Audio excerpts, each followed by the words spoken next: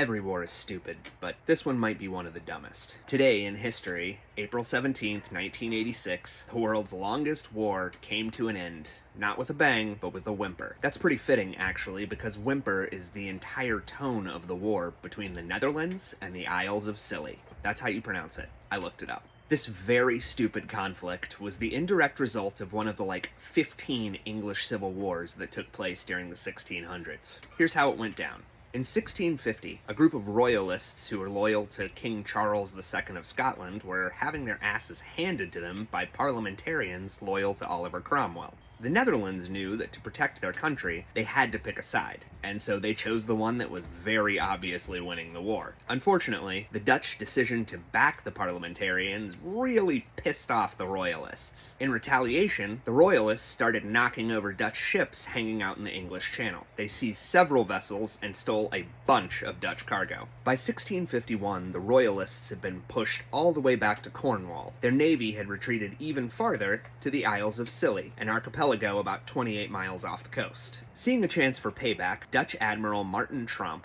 took his 12-ship fleet to the Isles of Scilly in the hope of reclaiming some of the cargo. On March 30th, 1651, the admiral took the wholly unnecessary and maybe illegal step of declaring war. Not on England, but on the Isles themselves. It's kind of like if Canada got really mad at the US, but only declared war on Arizona. Which may not be a bad idea. Before the Dutch and the royalists could come to blows, the parliamentarians showed up, took the reins, and forced a royalist surrender 3 months later. At that point, the Dutch Navy sailed home, riding high on victory. Everyone was so relieved that this phase of the English Civil War was over that no one thought to sign a peace treaty between the Dutch and the Scillians. Fast forward 335 years to what must have been a very slow news day in 1986. At that point, a Dutch ambassador, whose name I won't bother to mutilate, took a helicopter ride to the Isles of Scilly with a peace treaty in hand. Over the course of the 3-century war, no shots were fired and there wasn't a single casualty. If only every moronic conflict could end so well.